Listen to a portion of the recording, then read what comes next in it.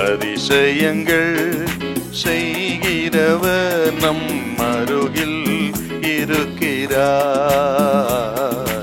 அற்புதங்கள் செய்கிறவர் என்றும் நமக்குள் வசிக்கிறார்.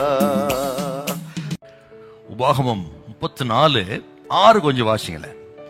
அவர் அவனை மோவாப் தேசத்தில் உள்ள பெத் பேயோருக்கு எதிரான பள்ளத்தாக்கிலே அடக்கம் பண்ணினார்.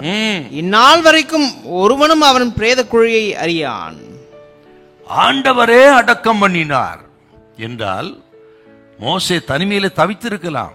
அந்த செங்குத்தான மலையிலே தனியாத்தான் ஏறி இருக்கிறார். தனிமையில் தான் கொடுமுடி உச்சிக்கு போயிருக்கிறார். தனிமையில் தான் அதை பார்த்திருக்கிறார். அதுவும் மரணம் சமீபிக்கும் பொழுது தனிமைங்கிறது கொடூரமானது. அப்படிப்பட்ட அந்த தனிமையில ஆண்டவர் கூட இருந்தார் மட்டும் இல்லைங்க, அவரே அடக்கம் பண்ணினார்னா முழுவதும் மோசேக்கு பொறுப்பாளராக தேவனே இருந்திருக்கிறார்.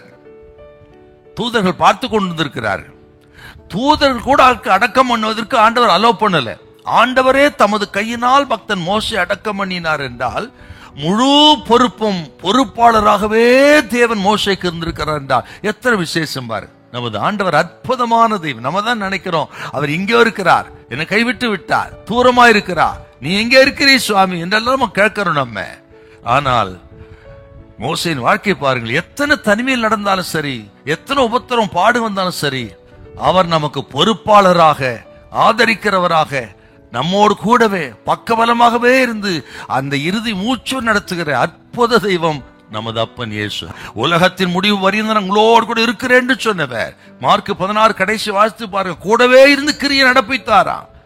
நீங்கள் போங்கள் என்று புறப்பட்டு சொல்லிவிட்டு ஆண்டவர் எங்கே போயிடல, சிசுலோடு கூடவே இருந்து ஆடுகளை ஓனாய்களுக்குள் அனுப்புறேன்னு சொன்னாரு. சொல்லிவிட்டு சும்மா இல்லைங்க, கூடவே வந்து நடத்தினா. அவர் தான் அப்பன் இயேசு. இன்றைக்கு சொல்லுகிறார், தனிமையா இருக்கலாம், நீங்க பாடுகள் மத்தியில் இருக்கலாம், நீங்கள் உங்களுடைய வேதனைகளை பகிர்ந்து கொள்வது கூட ஒரு ஆள் இல்லாம இருக்கலாம். ஆனா இன்றைக்கு கர்த்தர் சொல்லுகிறார், மோசேயோடு அந்த இறுதி நிமிஷத்தில் இருந்தவர், சீசலோடு கடைசி வரை கிரியை நடப்பித்தவர் உங்களோடு இருக்கிறார், உங்களை நடத்துவார். அவர் வாக்குத்தத்தம் பண்ணி இருக்கிறார். அவர் விசுவாசிப்பு, அவர் நம்மளோடு கூடவே இருக்கிறார், நம்ம நடத்துகிறா, நமக்கு முன்பு கடந்து போகிறா, நம்ம சத்தத்தை கேட்கிறா, நம்ம ஜபத்தை கேட்கிறா, நம்ம விசுவாசத்தை கனம் பண்ணுவா என்று அதரிசனமானவரை தரிசிக்கிறது போல நீங்கள் விசுவாசத்துல ஆண்டவரை நம்பி இருந்தா உங்கள் காரியம் எல்லாம் ஜெயமா இருக்கும், தோல்வியே இருக்காது. ஹல்லேலூயா, ஹல்லேலூயா.